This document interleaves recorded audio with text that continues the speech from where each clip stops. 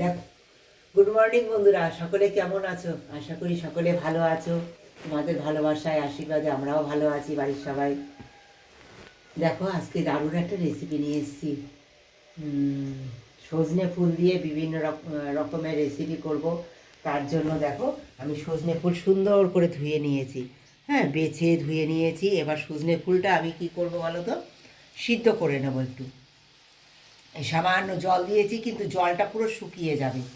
এই জলের মধ্যে দিয়ে দেবো, দেখো, পরিমাণ মতো নুন আর হলুদটা দিয়ে দেবো।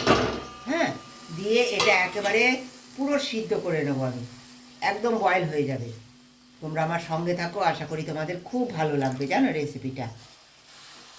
দেখো বন্ধুরা, তোমরা তো দেখলে যে সজনে ফুল আমি সিদ্ধ করে নিয়েছি নুন আর হলুদ দিয়ে। এবার দেখো, রসুন দিয়েছি, কালো জিরে দিয়েছি, আর এই যে মাছ ভেজে মাছ বেছে নিয়েছি। এই সব দিয়ে আমি সুন্দর করে বেটে নেব।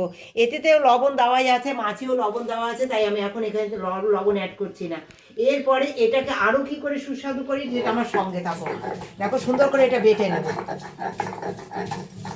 তেলে দিয়ে দিচ্ছি একটা গোটা শুকনো লঙ্কা, আর দিয়ে দেবো পেঁয়াজ, রসুন কুচিয়ে নিয়েছি, কাঁচা লঙ্কা চিড়ে নিয়েছি, সব কিছু দিয়ে দেবো।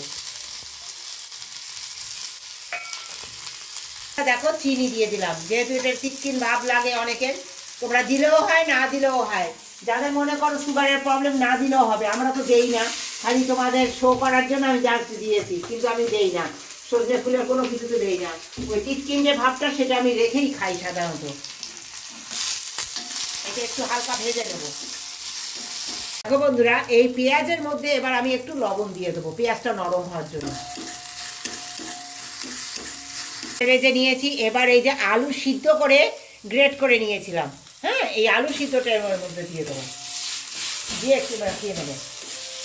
এই যে শিলে বেটে রেখেছিলাম, শিল থেকে এই যে তুলে নিলাম, নিয়ে এবার এর মধ্যে সব মিশিয়ে নেবো। শিলে কাকাচ্ছি, হ্যাঁ। না না, ওর বাবার সাথে এই যে ওর জেঠু বাড়ি গেছে মনে হয়। তোমার দাদা খালি আয় আয় করতে থাকে।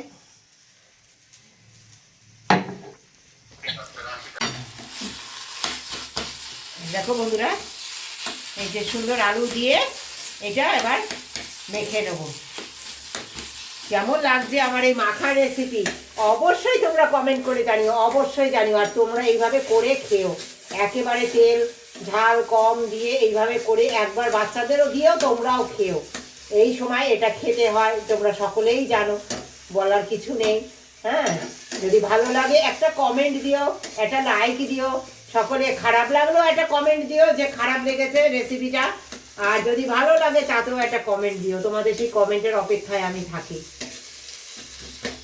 বন্ধুরা, এবার দিয়ে দেবো নামাবার পরে একটু কাঁচা সর্ষে তেল, সামান্য একটু কাঁচা সর্ষে তেল দিয়ে দিলাম।